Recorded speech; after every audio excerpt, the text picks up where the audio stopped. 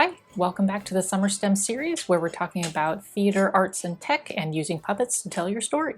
If you missed our previous videos, that's okay. You can click the card now to go back to the playlist, or you can finish this video and go down to the link below. So here we are at our last video, and I thought I would take this opportunity to talk about that final element of theater, which is direction. So as a reminder, for our purposes, direction is just what the performer is doing and the purpose they have for doing it. So usually it's being on stage and telling a story. So we're going to be talking about what kind of story you want to tell with your puppets. Chances are that by now you have some idea of what story you want to tell, or maybe you have a really good fleshed out idea.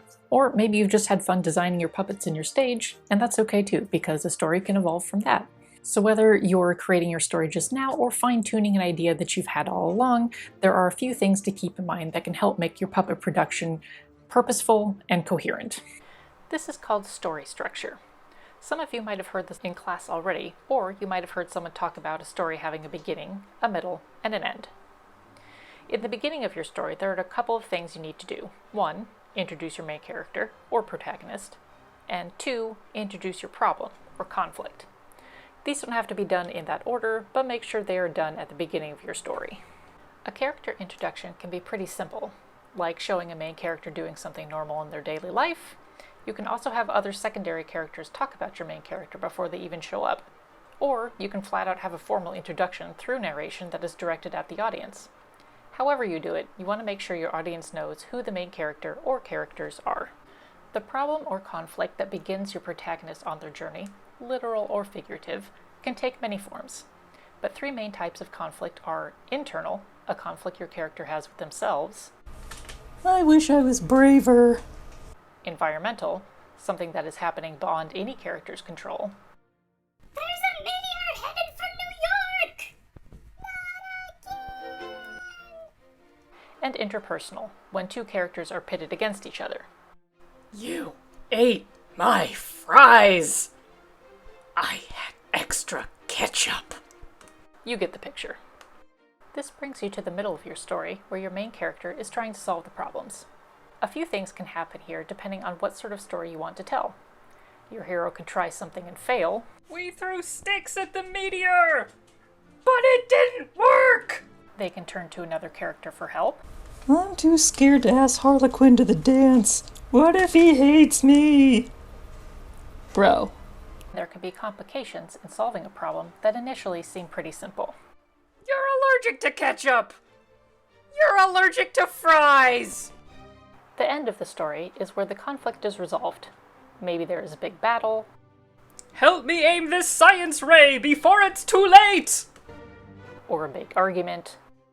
Can we even be friends if we eat each other's fries? Probably. Yeah, probably.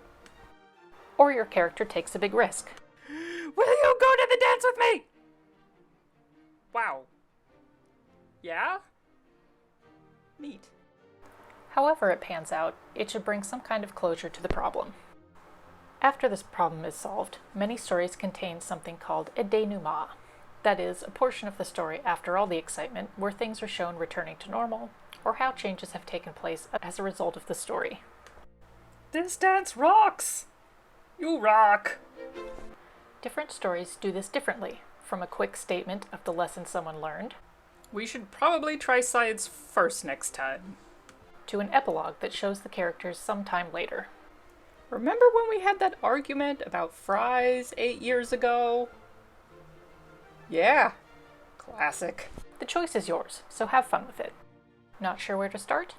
You can adapt your favorite book or movie and retell the familiar story with your puppets. There are no rules here. So hopefully that got you thinking about what story you want to tell with your puppet theater production, and I'm excited to see what you come up with. Which brings me to Westland Public Library Masterpiece Theater.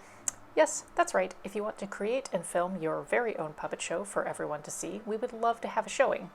Just film your show on a phone, webcam, or digital camera. Make sure your video contains either narration or a title card with your name, age, and the name of your puppet show.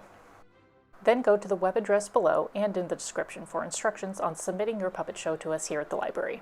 We ask that the videos not be more than 5 minutes long, but you can submit as many as you like. If your show is not in English, we would appreciate an English translation accompanying your file so that we can provide subtitles. Please have your submissions in by the end of the day on Friday, August 21st. We'll edit the shows together into a video and put it up on the Westland Public Library's YouTube channel with all the appropriate credits on August 31st at 1 p.m. for the official end of Summer Reading 2020. I hope to see you there.